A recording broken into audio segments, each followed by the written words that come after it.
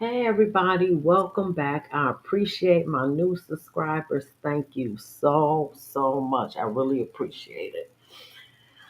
Whew, I've been up and my daughter told me don't come around here yarning and stuff like that, so I'm trying to pull it together.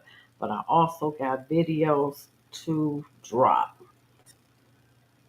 Not only do I do celebrity, I do conspiracy theories, I do a plethora of other ideas.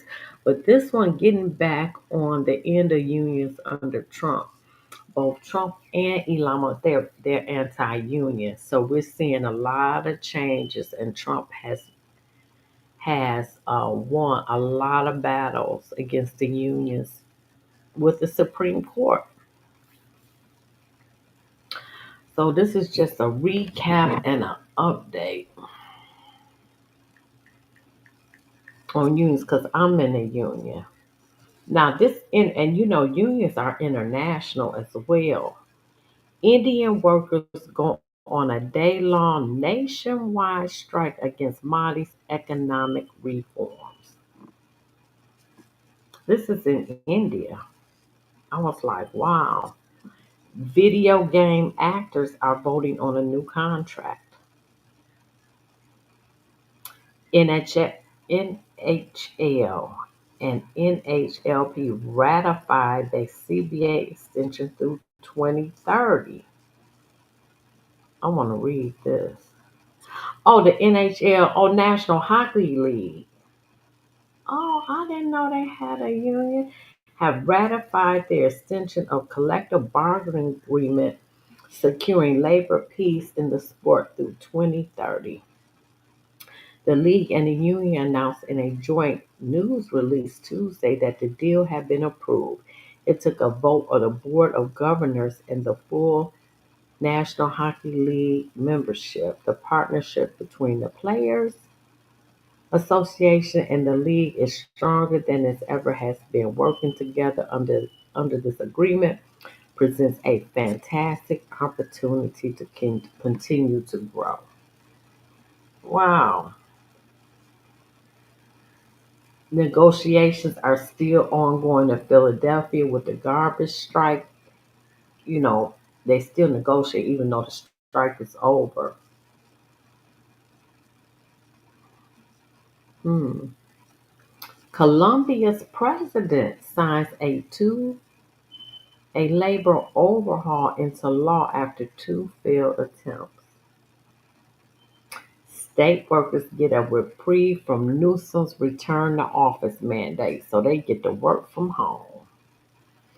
And the WNBA, the basketball league, Players Union President Nikia Agwekwe, she's African, speaks out on the CBA negotiations.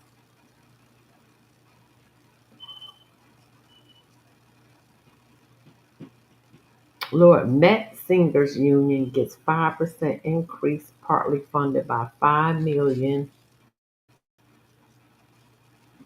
appropriation from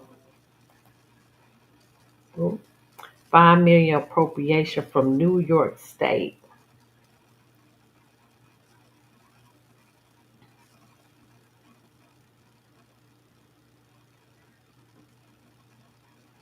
Judge grants preliminary injunction to protect collective bargaining agreement for TSA workers. Colombia's labor unions participate in a 48-hour strike in support of the president's labor refer- referendum. referendum. I did not know that this was going to come up. It's getting on my nerves. All right, now that's the up to date news because this is going to be a short video. I'll tell you every time I say that, but this is okay.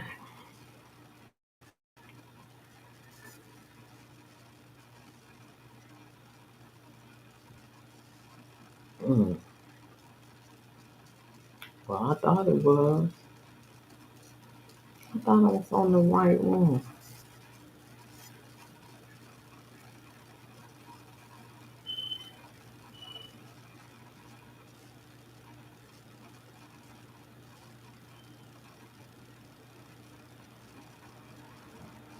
Oh, I need to put that one on. Rosh.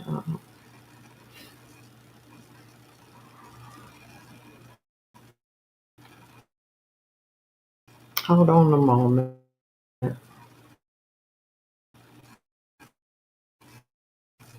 Okay.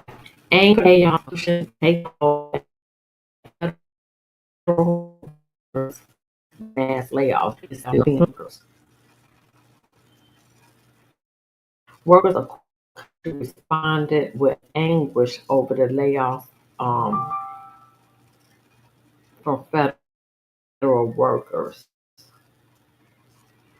because it targeted the probationary employees who had not yet to qualify for civil service protection. So they were under 90 days.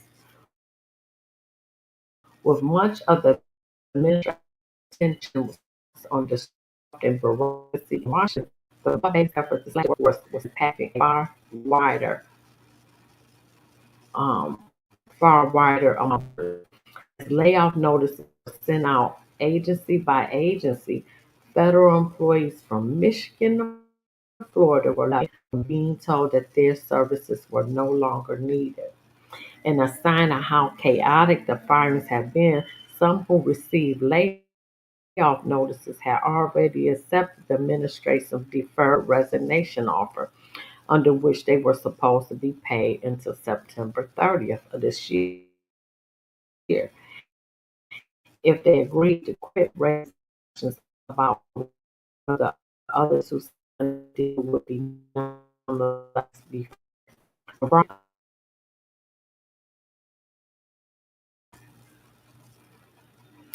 the Office of Personnel Management, which serves as Human Resource Department.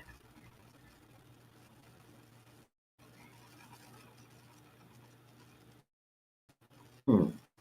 This has been slash and burn, said Nicholas Dieter, who works as a natural resource specialist, helping farmers reduce soil and water erosion. He was fired by email late evening. He said there seemed to be little thought about how employees and the farmers and ranchers he helped would be impacted. None of this has been done thoughtfully or carefully. The White House and the OPM declined to say how many probationary workers who generally have less than a year on a job have so far been dismissed. OPM has given agencies until 8 p.m. to issue layoff notices according to the plan, who requested anonymity because they were not authorized to speak publicly. The layoffs are the latest in the new administration's sweeping effort to reduce the size of federal workforce, which are being led by billionaire Elon Musk and the Department of Government Efficiency. Chairman of the report is to plan for large-scale reductions. Their volunteer buyout was set by only 75,000 employees. Wow, that's still a lot. On Thursday night, the Department of Veteran Affairs announced the dismissal of more than 1,000 employees who have served. Wow. On Thursday, the Department of Veterans announced the dismissal of more than 1,000 who had served less than 2 years. That includes dozens were fired from the Education Department, including special education specialists, student aid officials, or agency workers. At the Centers for Disease Control, nearly 1,300 probationary employees, roughly one-tenth of the agency's total workforce, are being forced out. The Atlanta-based agency leadership was notified of the decision Friday morning, according to a federal official who was at the meeting. The new Agriculture Secretary, Brooke Ross, said Friday that her agency had limited months to go team with open arms and that layoffs will be forthcoming. Clearly, it's a new day, Rowland said. I think the American people spoke on November 5th and that they believed that the government was too big. Mm. Andrew Lennox, a 10-year Marine veteran, was part of a new supervisor training program at Veterans Affairs Medical Center in Ann Arbor, Michigan. He said he received an email out of the blue informing him that he was being terminated. In order to help veterans, you must fire a veteran, said Lennox, a former USMC inf- inf- infantryman who was deployed to Iraq, Afghanistan, and Syria. Lennox had been working administrative office at the Virginia since mid-December and said he would love nothing more than to keep working. This is my family and I would like to do this forever, he said. In a post on its website, the VA announces the dismissal of more than 1,000 employees.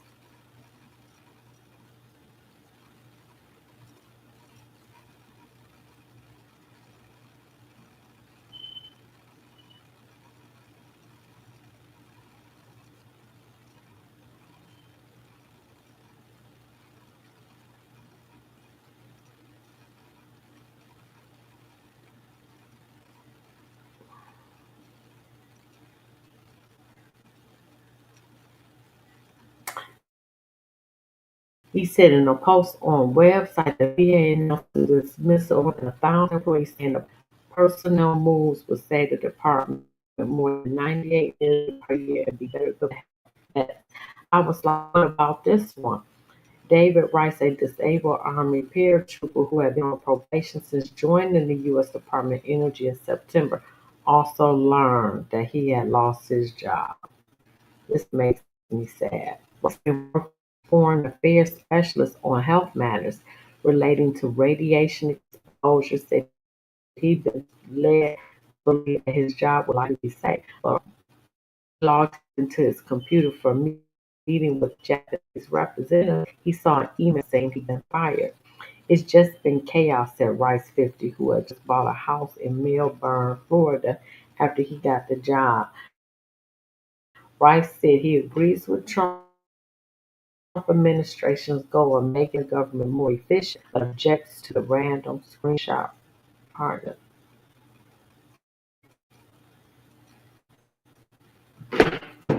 Oh, I'm sorry. Um,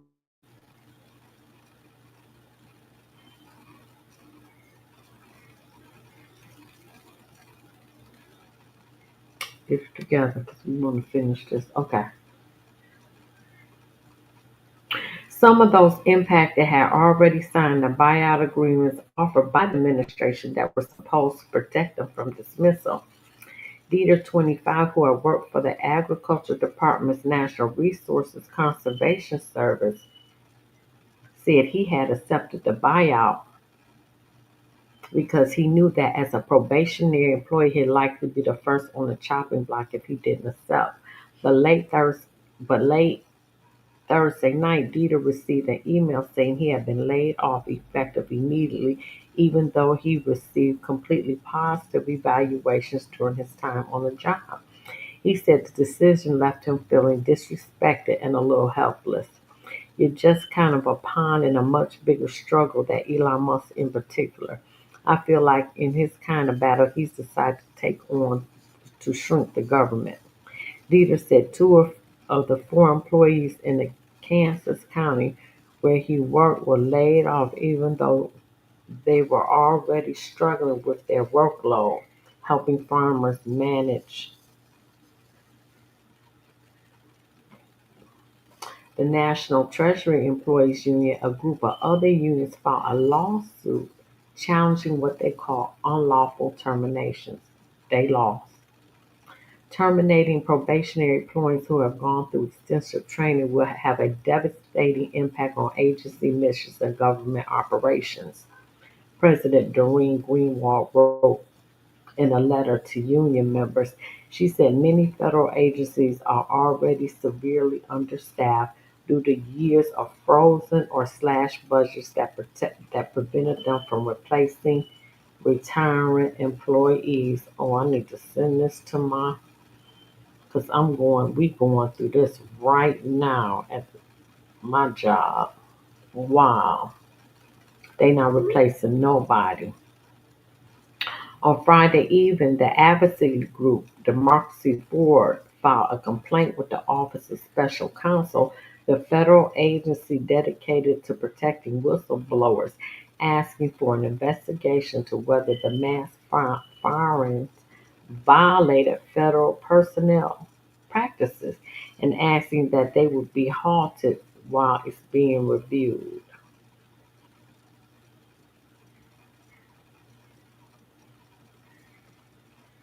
Oh, shoot. Oh, man.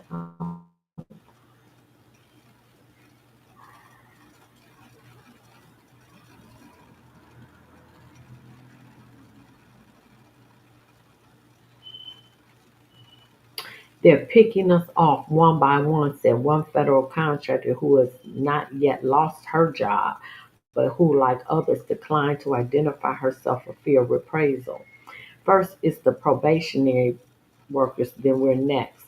Alaska Senator Lisa Murkowski, a Republican, issued a statement Friday evening on X, formerly Twitter, saying apart indiscriminate workforce cuts aren't efficient and won't fix the federal budget. She said her office has attempted to get answers from various agencies, but the response so far has been excessive and inadequate.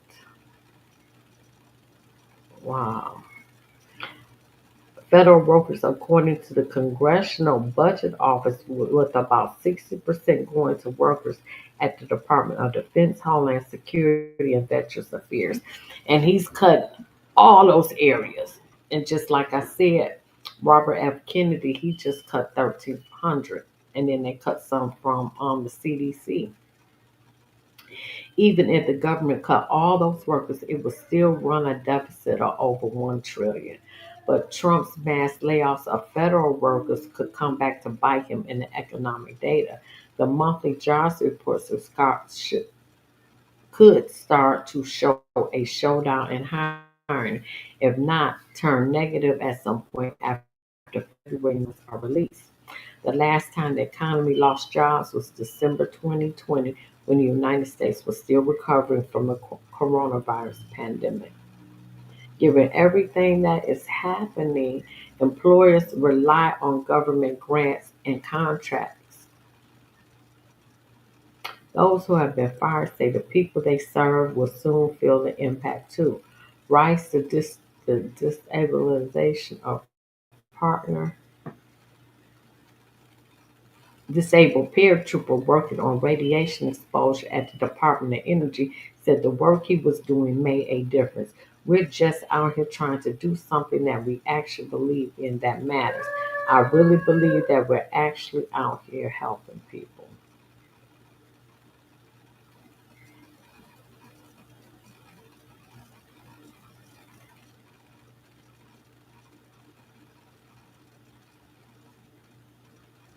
Mhm. All right, let me see.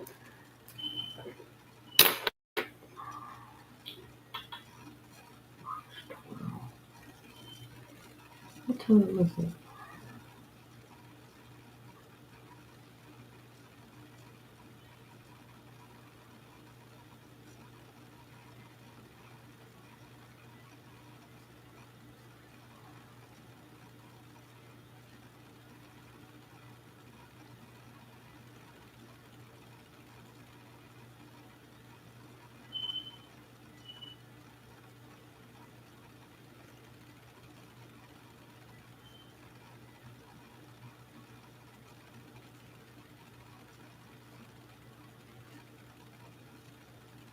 So, Trump is dismantling the Department of Education, which I'm so happy about because education has failed these kids for the last 50 years. It's not the education we used to get.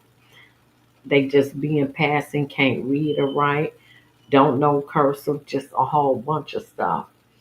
and he's sending it back to the states. And I agree because the state knows their demographics better than the federal government and how to fix the problem. So I'm happy with that. Students will suffer harm. Education Department Civil Rights Office gutted by layoffs.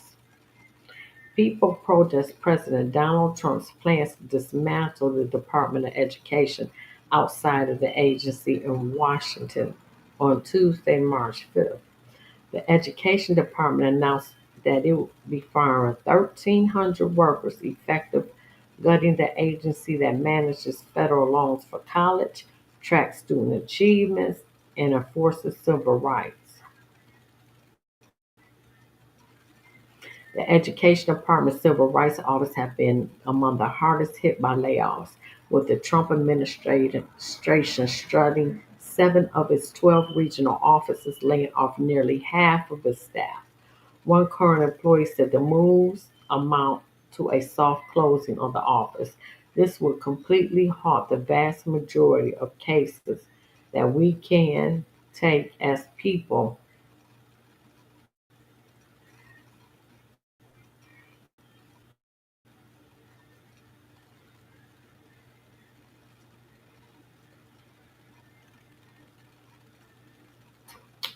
Mm-mm-mm-mm. And the employee asked to remain anonymous to not be so there won't be any retaliation. The Office for Civil Rights, or OCR, aims to protect students by holding schools and colleges that receive federal funds accountable for combating anti-Semitism, Islamophobia, racism, and discrimination against students with disabilities.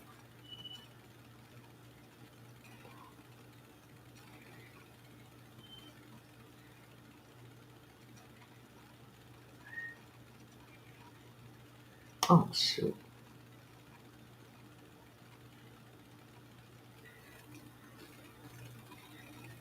The regional office in New York, Cleveland, San Francisco, Boston, Philadelphia, Dallas, and Chicago were closed, with their entire staffs laid off, multiple sources at the department told CNN. The expectation, employees said, is that civil rights cases being handled by those offices will be redistributed to the regional offices that remain open in Seattle, Denver, Atlanta, Kansas City, and Washington, D.C. Another current OCR employee has told employees they're concerned about the decisions about the office's ability to manage this caseload with massive reduction in staff.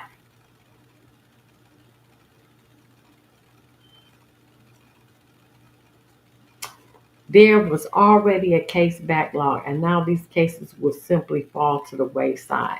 This work cannot be done without staff. The messaging that this will increase efficiency and that OCR will continue to be able to fulfill its statutory mandated mission is a lie. Students will suffer harm from this, for many shall be called for the rest of wait a minute.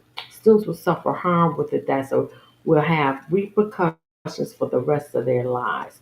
To better serve American students and families, changes are being as how OCR conducts its operations. Mahdi Beardman, the department's deputy assistant secretary for communications, told CNN OCR staff is composed of top performing youth enforcing federal cities laws. We are confident that the dedicated staff of OCR will deliver on the statutory responsibilities.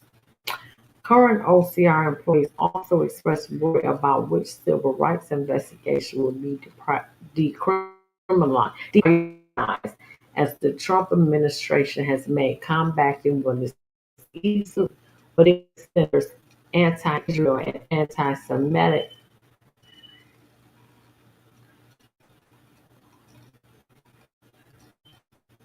movements on college campus a priority. The political appointees at OCR seem more concerned with politically motivated direct investigations that rival up their base and that they can investigate through headlines rather than with compliments every day. Mm.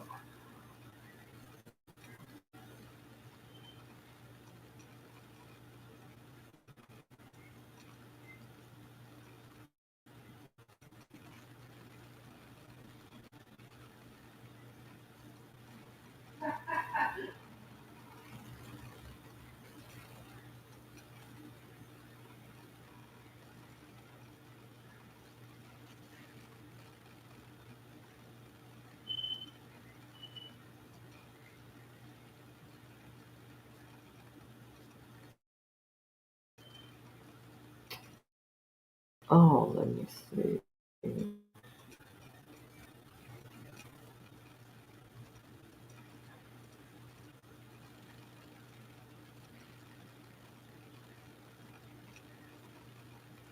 Education Secretary Linda McMahon said massive layoffs were the first step in eliminating the Department of Education and insisted the cuts won't affect educational programs. McMahon, during an interview with Fox News, Lord English was asked if the termination of nearly half of the department's 4,000 person workforce was part of a broader plan aimed at a total shutdown of federal agency. Yes, actually, it is, 76-year-old responded. That was the president's Mc- McMahon added.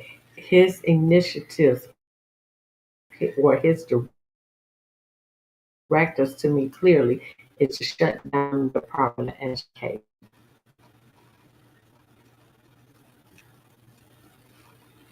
This don't make no sense. I should have taken out.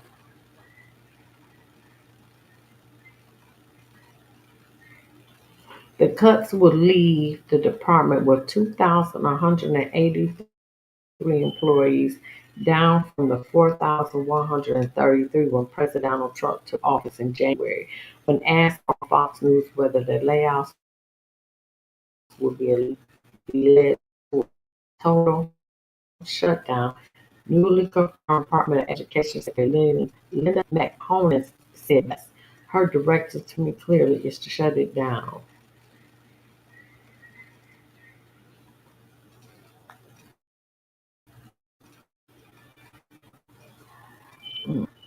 The department supplies a small percentage of funding to public schools, enforces anti-discrimination laws, and administers the student aid program.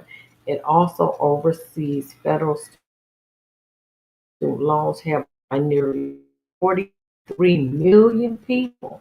Well, wow, did not know that. Now borrowers are wondering what it would mean for the loans and repayment plans. If the department does actually fully to shut down, they're not going away. Trump said they will use American Family Act.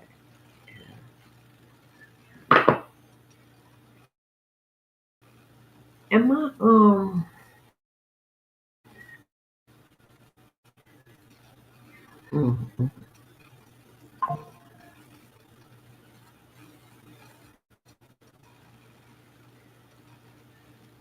So they naming cutting DEI policies, multicultural graduation ceremonies, and dormitories. University spokesman Ben Johnson said in the email, Ohio State is currently in the process of reviewing the letter. It was just issued and it's too soon to speculate on policies for specific programs.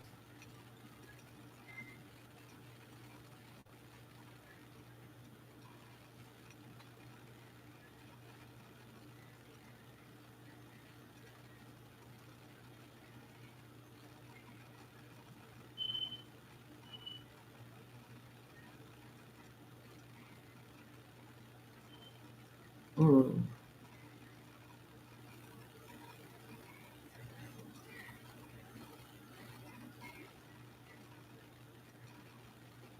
Now, borrowers are wondering what it would mean for their loans and repayment plans if the department does fully shut down.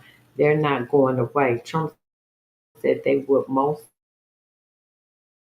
likely be overseen by different federal agencies. For the most part, soon to be even more because they just ship it over, your rent over to another company.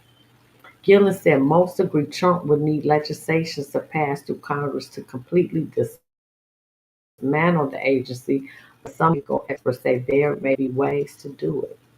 In another, mm,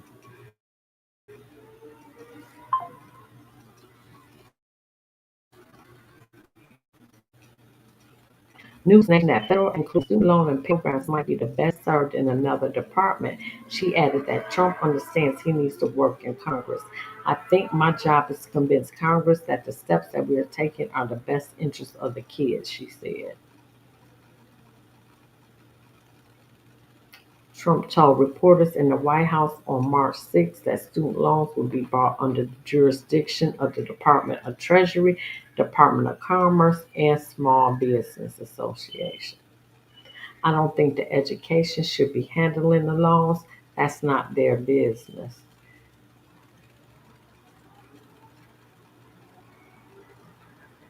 He added he thought it would make sense for the SBA to oversee student loans and that the agency's new administrator, Kelly Loeffler, a former Republican senator from Georgia, liked the idea.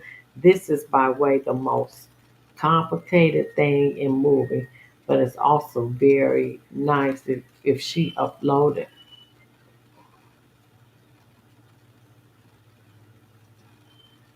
This is, by the way, the most complicated thing in moving, but it's very simple if we do that. Gillen says shifting the oversight of federal student aid to the Department of Treasury would make more of a seamless transition. For a lot of student loan repayment plans, you need income verification. Treasury already has that. So, just from an administrative perspective, Treasury already has a lot of information that is necessary to implement the student loan programs.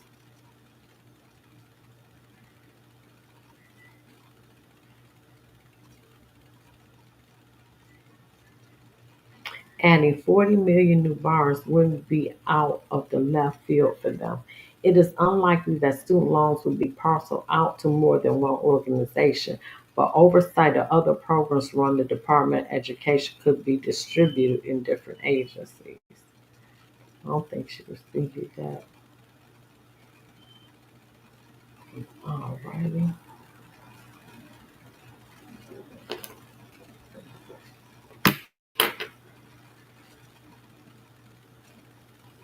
I don't know how I did that.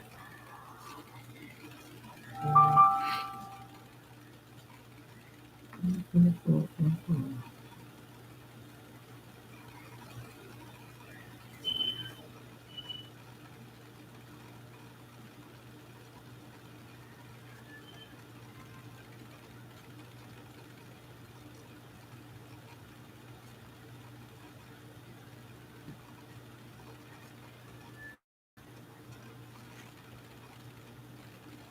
Oh, I already did this. I should have marked that off.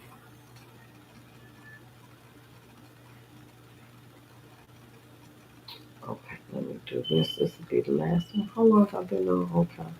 We doing good. We doing good with time.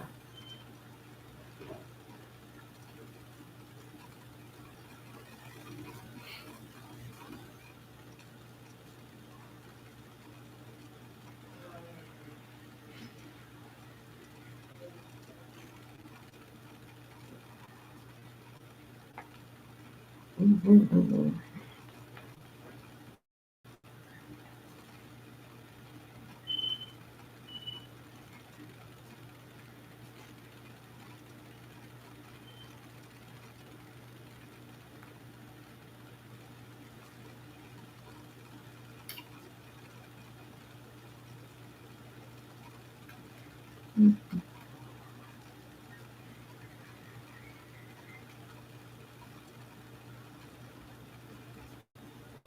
I don't know how you did it. I'll be right back.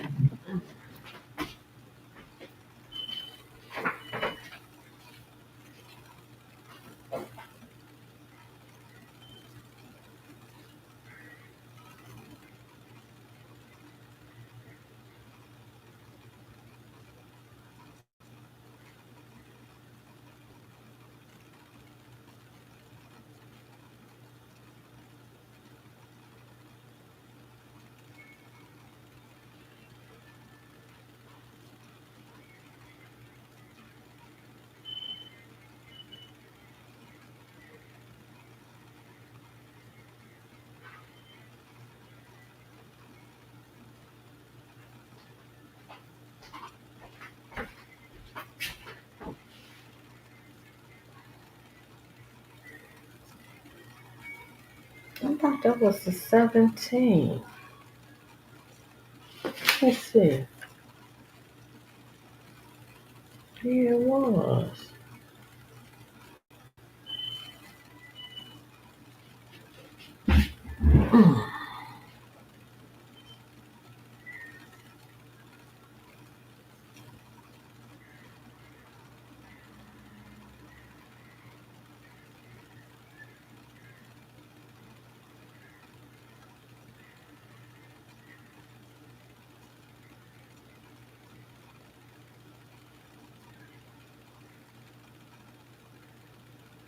Economic benefits of the union. Okay, here we go.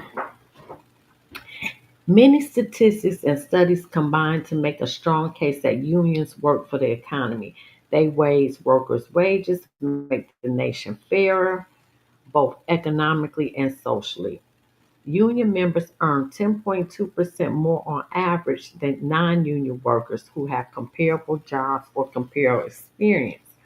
For workers of color, the so called union wage premium is even higher. That is a fact. According to Economic Policy Institute, black union members earn 13.1% more on the average than comparable non union black workers, while Hispanic union members earn 18.8% more. One study found that 58.8% of unionized workers of color owned their own homes compared to 47.7% of non-union.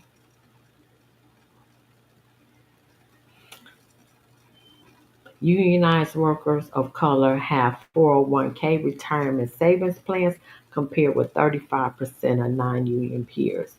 Unions also help reduce the gender pay gap. Non-union women workers earn on average 78% of what men earn, while unionized women workers earn 94% of what men earn. Unions also give a lift to workers with disabilities. One study found that unionized workers with disabilities can earn 29.8% more on average than comparable non union workers with disability. Wow, I didn't know that. Union members receive more and better benefits than non union workers, according to the Federal Bureau of Labor Statistics. 85% of unionized workers participate in their employees' retirement plans compared with just 51% of non union workers. 73% of union members receive health coverage through their employer, far more than the 46% for non union workers. Union members pay 22% of their family health insurance premiums, while non union workers pay 35%, almost 20,000 a year.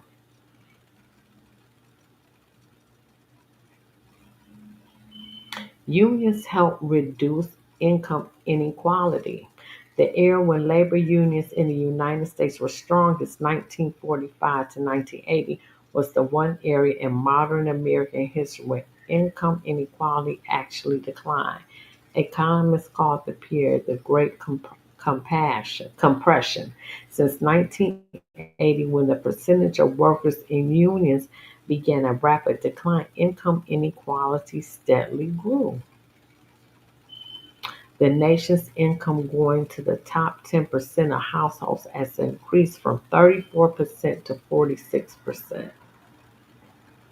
In another worrisome trend, as unions have grown weaker, American workers have been receiving a far smaller share of their increased productivity. From 1948 to 1979, worker productivity per hour and worker compensation per hour more or less rose at the same rate, with both significantly more than doubling over the 31-year period.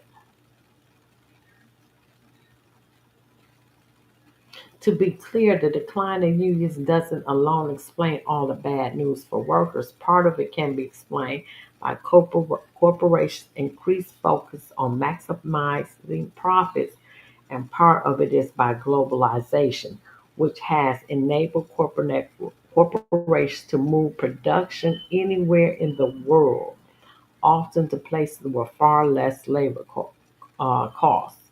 That increases corporate profits while putting downward pressure on workers' wages in the United States.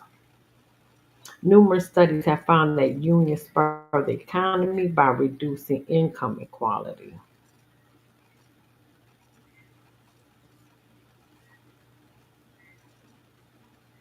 Numerous studies have found that unions spur the economy by reducing income inequality.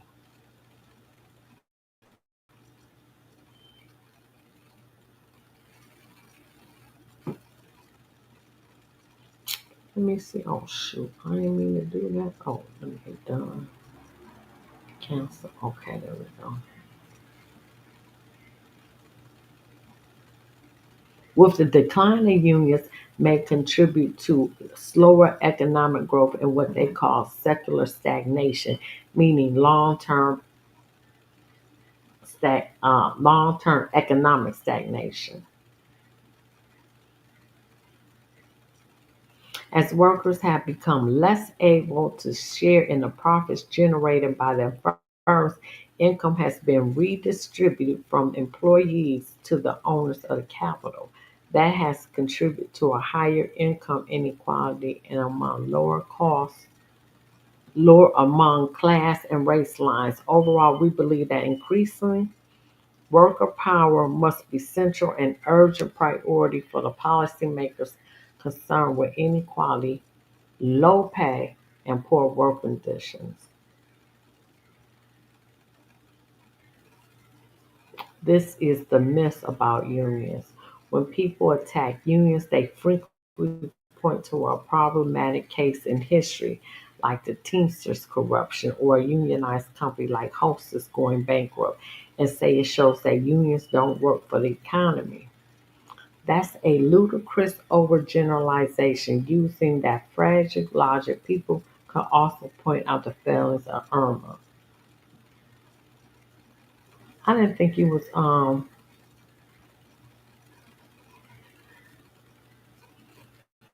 There are other myths about the value of unions that are more precarious because of their face. They seem more reasonable and more factual. I should have taken that. Myth: unions are obsolete. Executives often assert that unions are passe, that unions might have been needed during the Great Depression, but not today. That's a lie. We do need the unions. There are many responses to these arguments. First, many of today's workers work at Starbucks, Apple, Trader Joe's, Chipotle, or REI.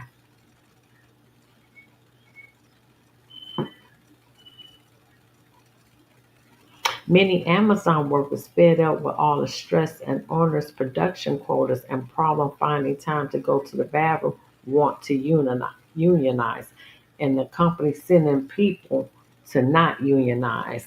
If corporations are so convinced that workers don't want to join unions, why do they spend millions of dollars on anti-union lawyers and consultants to fight unionized drives? They sure do. Amazon spend a lot of money. Why, if workers don't want unions, do Amazon, Starbucks, Apple, Home Depot, and other companies work so hard to pressure their workers not to unionize?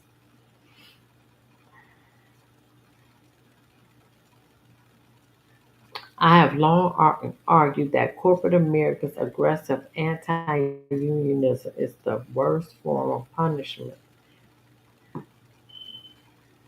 Man,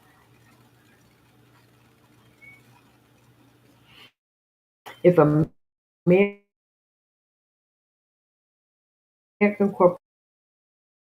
corporation works so I has united efforts that corporations and other in the U.S. unionizing rate will be higher.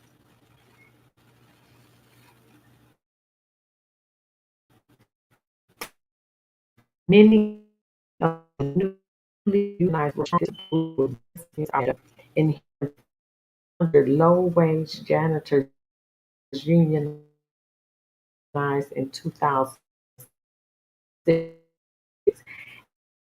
First contract they say so simply be paid for 30 hours a week up from 20.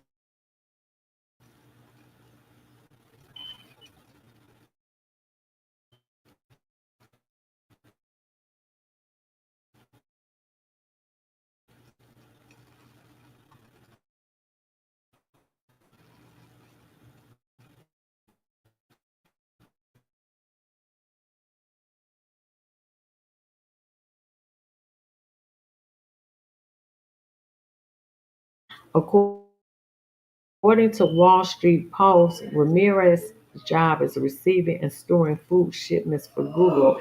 He was at first skeptical about unionizing. He was quite happy earning $20 an hour, although he had a grueling commute more than 3 hours a day. Moreover, he now has a non-premium head. Nowadays, he's hugely thankful about having a union. They do their part now. Unions have been rare for Richard Ramirez and millions of other workers like myself. There is another important, too often overlooked things that unions do. They help ensure that workers are treated with respect. And it's hard to say that an economy works if millions of workers aren't treated with respect. That's true. Let me see.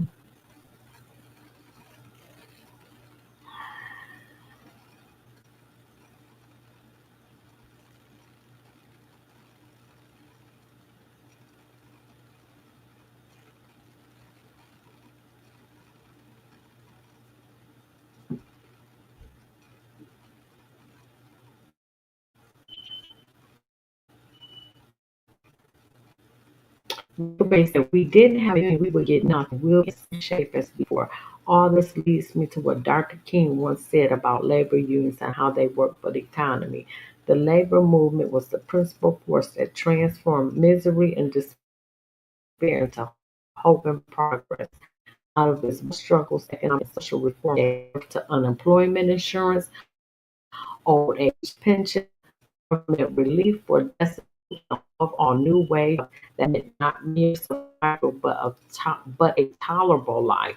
The captures of interest did not lead this transformation. They resisted it until they were overcome. That was good. That was good. Okay, let's get into these videos. Damn, of course.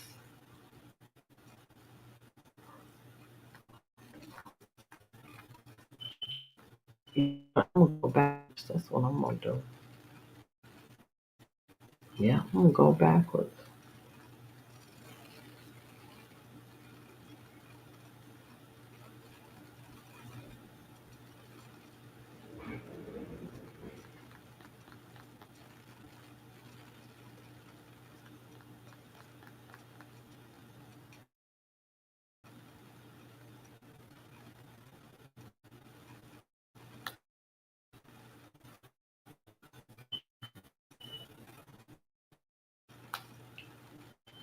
And this thing keep going in and out, and I keep falling.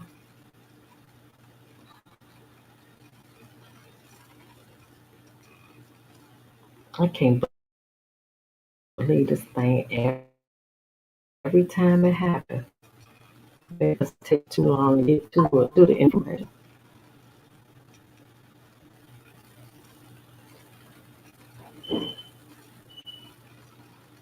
Okay, I'm almost there.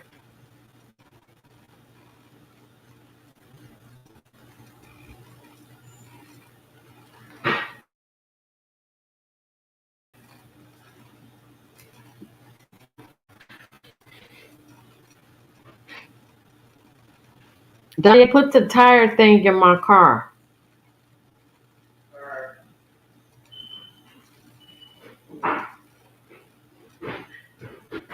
You leaving out? Huh? You leaving out? Mm-mm. You working, right? Yeah.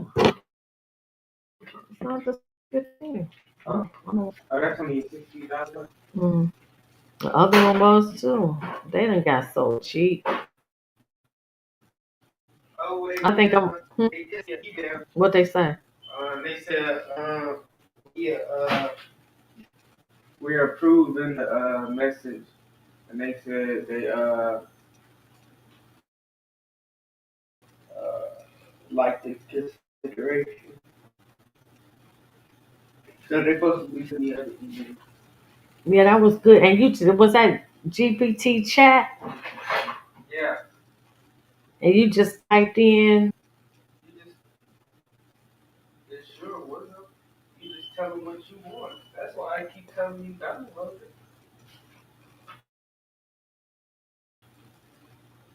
They make your business plan until it.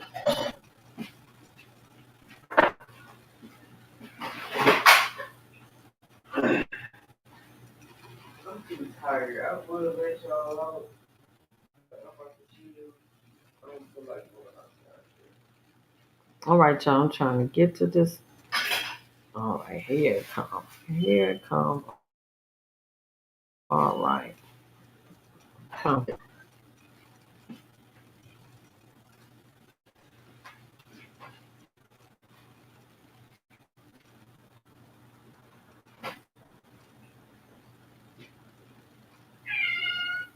Bro, I just said no. You want to go on the porch? No. Well, Don't worry about it. They ain't gonna die.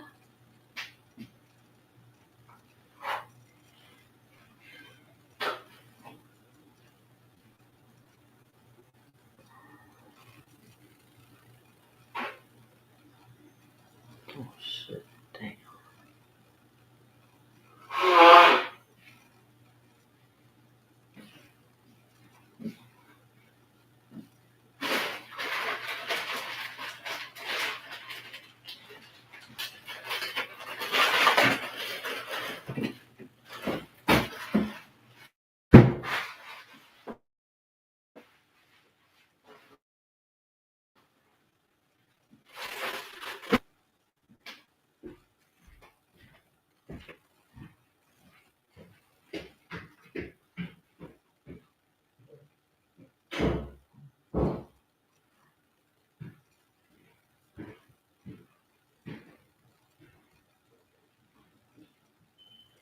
Lord have mercy. Where is it? I seen it. Damn, this shouldn't take this long. Y'all, I'm looking.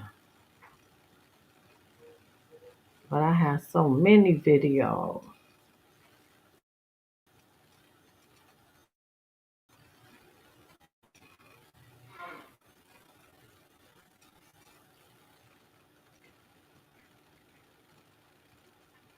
to simply release this abuser in front of his victim. Fuck, what the hell happened? Oh my God.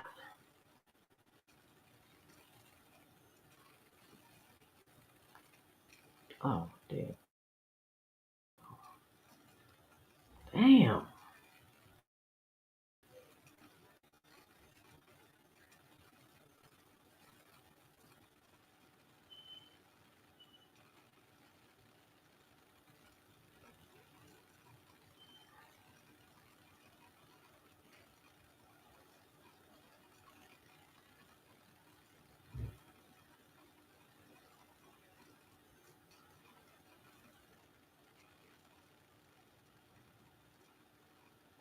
Now, I seen this.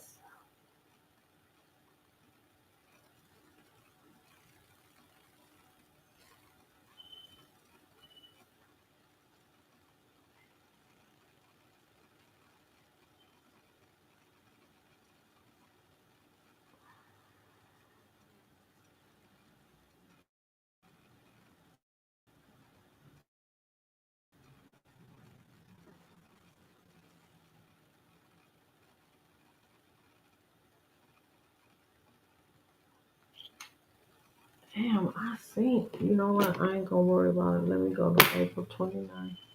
I'm sorry, y'all. It's taking me so long. This shit is ridiculous.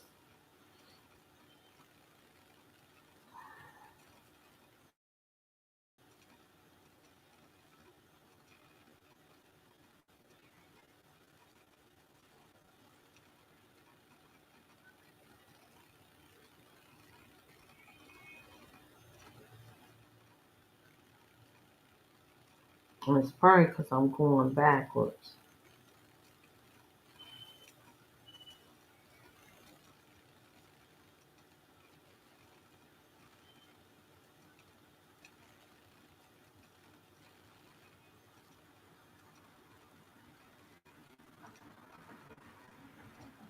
Here we go. Abuse children. I help out families. Thousands of workers on strike tonight, demanding better wages for the critical services they provide, and the impact is being felt county-wide. We are hours away from a controlled burn, trying to shed light on the cause of the Palisades fire. Only on KCAL, our Jasmine Beal is with the ATF agents who are getting ready to light it. And we're getting a look outside right now at Long Beach. You will see clear skies, but we're going to see a lot more cloud cover on the way, plus a chance of rain. We're tracking it all in your next weather forecast coming up.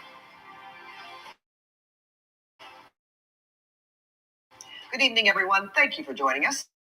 I'm Pat Harvey. I'm Renee Shabazzi. Sky cowl over purple shirt and picket signs in downtown LA as tens of thousands of county workers strike against what they say are low wages and understaffing. County leaders say they already have their hands full balancing the budget between a $4 billion settlement to child sexual assault victims and $2 billion projected to go toward wildfire recovery. Members say they need high and more staff to keep services going. As a social worker, I protect abused children. I help out them. The sheriffs are here. They protect the community. Everybody here does something that contributes to keep the community safe. LAPD says officers made several arrests related to the protests downtown. Well, with all those workers in downtown LA, it leaves health centers, libraries, and trash pickup, and countless other agencies. KCAL's Jeff Nguyen ends with a glimpse of what life without any services looks like. I wanted to really go, but it was closed. 6-year-old Jay Clara was a bit let down Tuesday when she and her dad found out the Bell Gardens Library was closed. She likes reading. She actually, took up reading a lot, so try to make it a routine for her. So obviously we can't do that. 55 union workers in LA County are on strike until Wednesday evening over a contract dispute. Blanca Sanchez and other community members didn't know the Bell Health Center was impacted during the union walkout. The closure was a surprise to Jose de la Lima as well, who needed a doctor's note for the DMV. You get a sense of what the clinic means to Sanchez, who showed up with flowers for her doctor. LA provider Janice Hahn, who represents the district, sent a statement that read in part, the Southeast LA community counts on the Bell Health Center. I hope that both sides can come to an agreement so that SEIU workers can have a fair contract even in the midst of our budget challenges. How vital is the library to your family? It's extremely vital. I mean, trying to homeschool her, doing everything ourselves between me and my wife. So libraries are main. I was looking for some dinosaurs or butterflies because I really like books. According to its website, LA County runs about 100 libraries. Some are open during the strike. To find out which libraries and other county offices are closed during the strike, go to our website, kcalnews.com, and click on Seen on TV. Wow. That's the healthcare worker strike.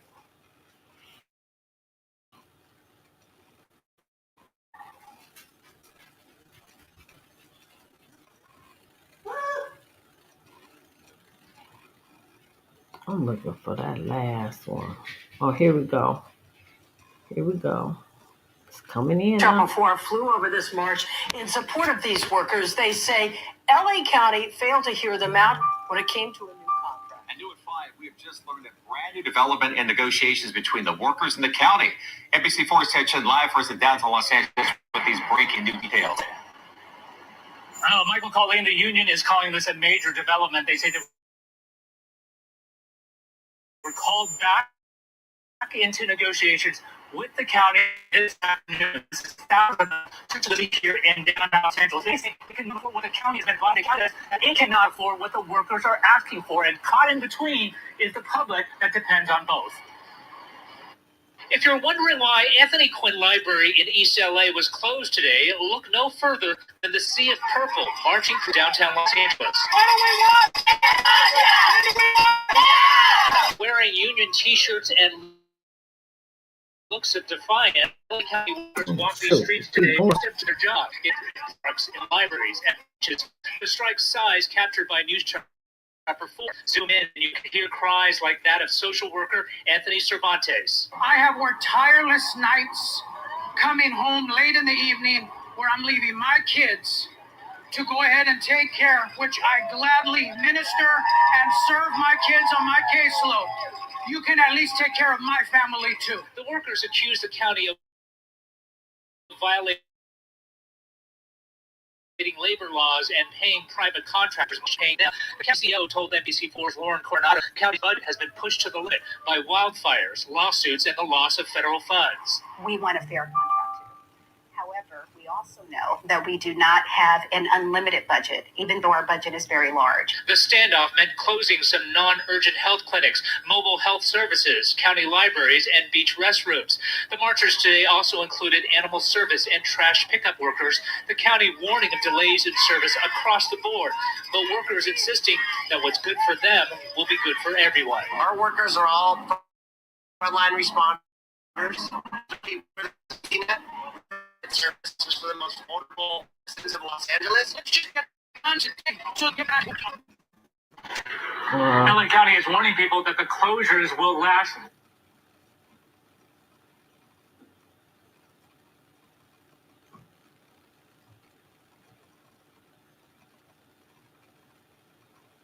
I didn't want to go over an hour.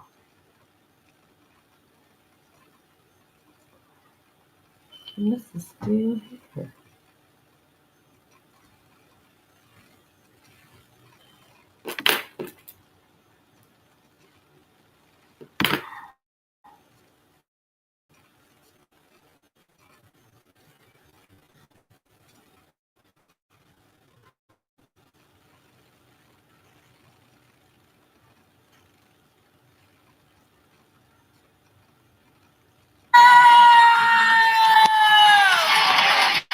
LA County workers on strike, facing off with police as a sea of SEIU employees streets downtown LA.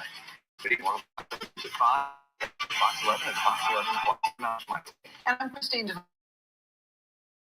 A handful of LA County workers arrested, protesting downtown. Strike to date massive as at least 50,000 union workers demanding better pay. Fox 11 Wow. live there tonight. Matthew. Well, this is where that rally was taking place. You can see it's now been cleaned up tonight, but a massive march across downtown here today. Thousands of LA County workers on strike. The wages are low. Everything's going up, but except for our paycheck. SEIU Local 721 union nurses, custodians, and social workers off the job for the two-day protest. Closing some libraries. That's us. Give me my money. And parks. We're just trying to get higher wages. We're just trying to make our voices heard. Some protesters briefly face-to-face with police. Taken away in handcuffs for blocking a road. They were arrested to just show and make a point. We are not just playing games or talking. Denise Ganaway, what's the different social services? Hey, there's a lot of services that are out here. We want to continue to provide those excellent services. Some of the managers that supervise our folks that are not union represented are going to have. I believe that strike has now been settled.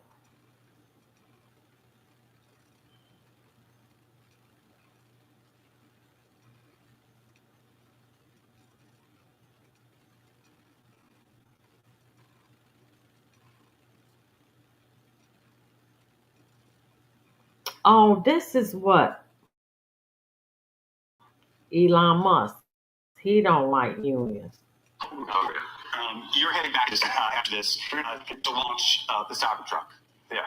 It's going to be a big launch. But I wanted to ask you right now, more broadly, just about the car business and what you see actually happening.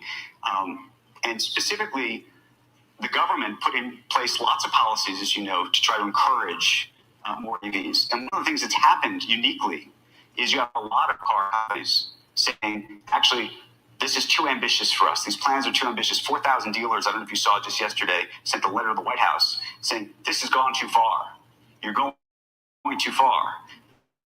You had this. This is going too fast, too far, and there's not enough demand. Underneath all this is this idea that maybe there's not enough demand for EVs, that the American public has not bought No, into we it. don't. We have not. With your company, but they haven't bought into it broadly enough. Well, I think if you make a compelling electric car, people will buy it, no question about it. I mean, electric car sales in China are gigantic. That's by far the biggest category. Right. And I think that would be, I mean, it's one company. Okay, so the best reputation of that is that the Tesla Model Y will be the best-selling car of any kind on Earth this year. Of any kind, gasoline or otherwise. Is there another car company that you think is doing a good job with EVs? I mean, I think the Chinese car companies are extremely competitive. By far, our toughest competition is in China. So, I mean, there's a lot of people who out there who think that the top 10 car companies are going to be Tesla, followed by 9 Chinese car companies. I think might not be wrong. So, I'm super good at manufacturing, and the work ethic is incredible. So, like if we consider different leagues of competitiveness at Tesla, we consider the Chinese league to be the most competitive. And by the way, we do very well in China because our China team is the best China. The unionization that just took place well, I shouldn't say effort, but the new wages law at GM and Ford, they are coming for you. What does it mean to you and your business? Well, I think it's generally not good to have an adversarial relationship between people online, one group at the company and another group. In fact, I disagree with the idea of unions, perhaps for a reason that is different than people may expect. I don't like anything which is kind of low sort of thing, and I think the unions naturally try to create negativity in a company and create a sort of lords and peasants situation. There are many people at Tesla who have gone from working on the line to being in senior management. There is no lords and peasants. Everyone eats at the same table. Everyone parks in the same parking lot. At GM, there's a special elevator only for senior executives. We have no such thing at Tesla.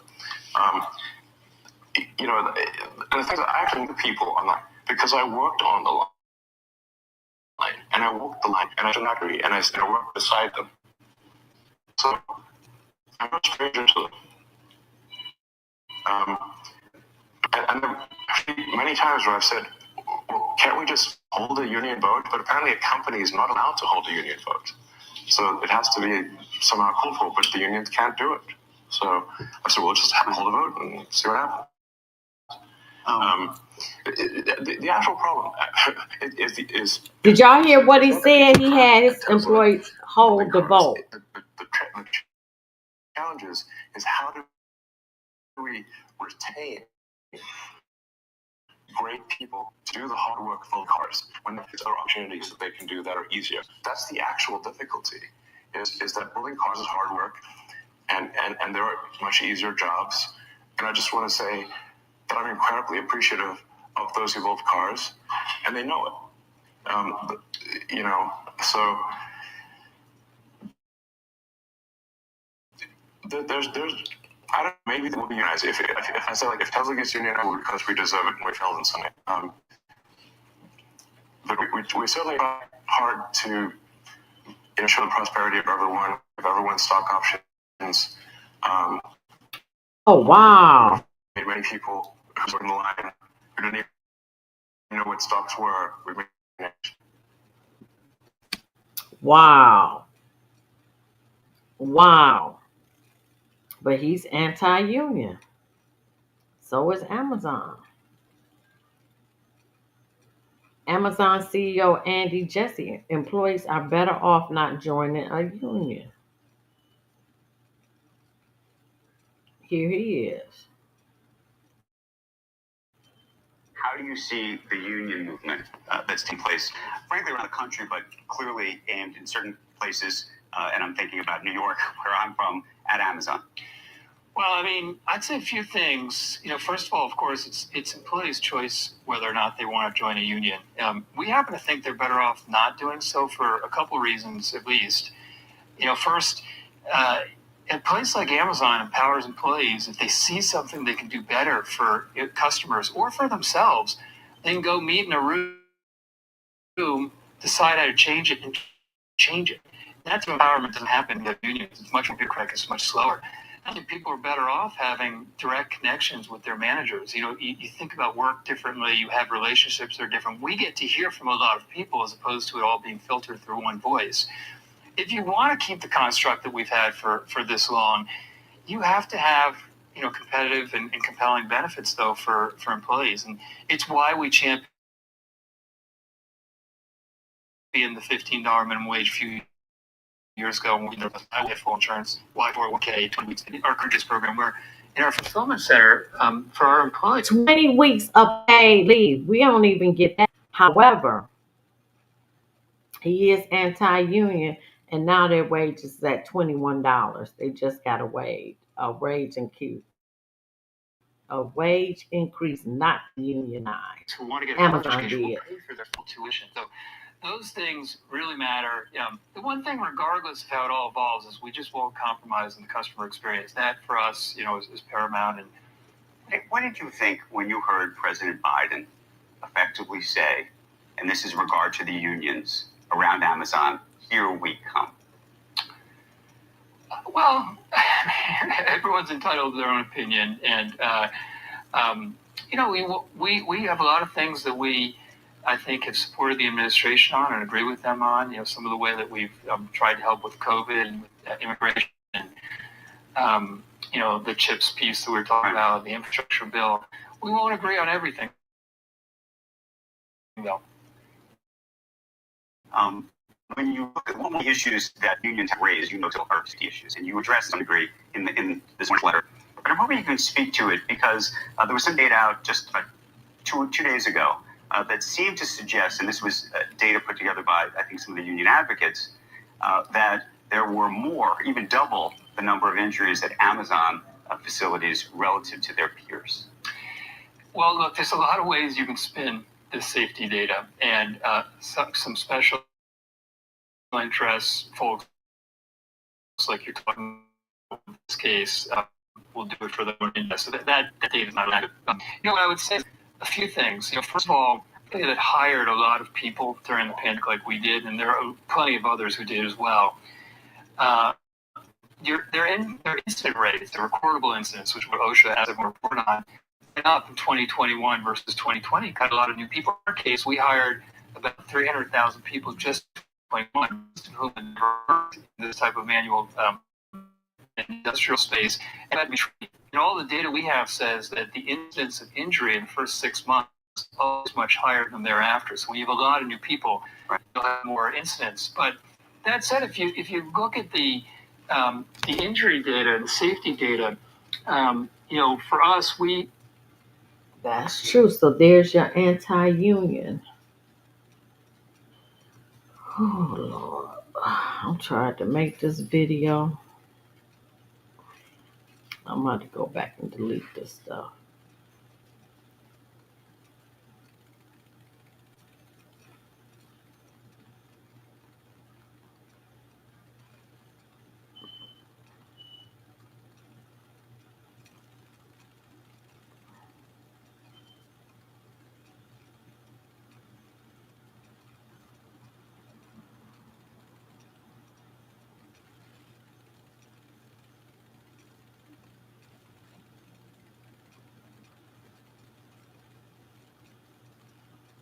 Should I stick this one on the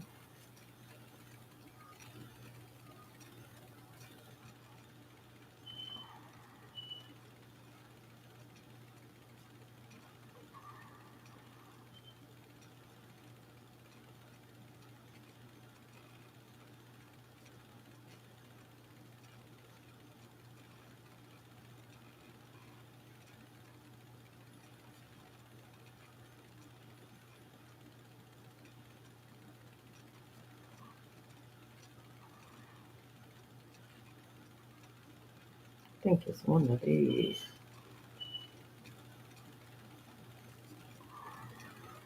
Well, that's Apple.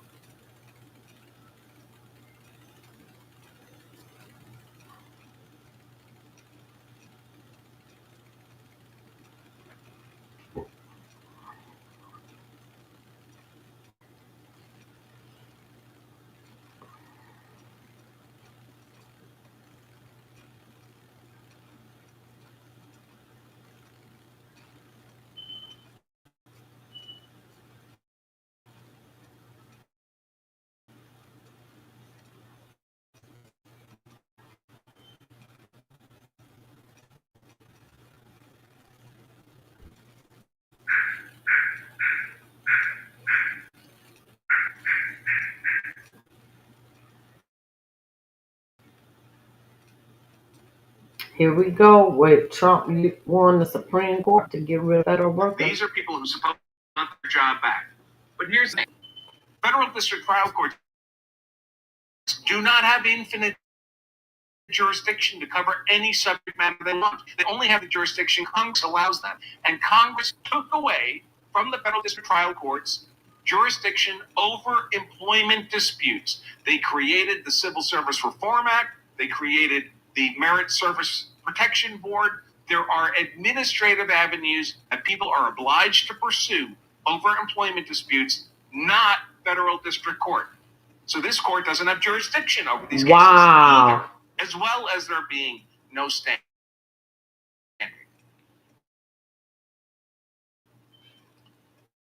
Respondents collaterally challenge the legal basis for terminating these employees. They're not getting fired, these plaintiffs. They're complaining that the fired people, because they're fired, lose them opportunities like access to the swimming pool, in my analogy.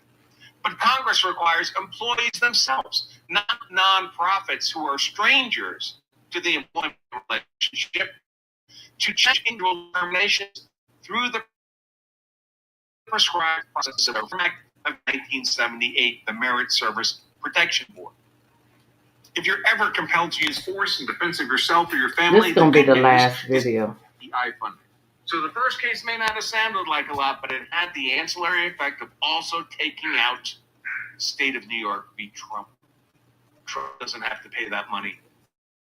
Then, of course, how would Trump say it? So basically, you can't sue.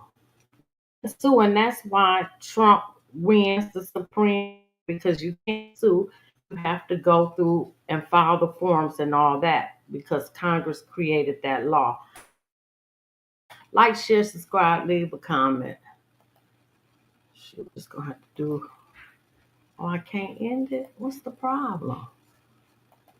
What's the problem? Shoot. I got to do better. I don't think this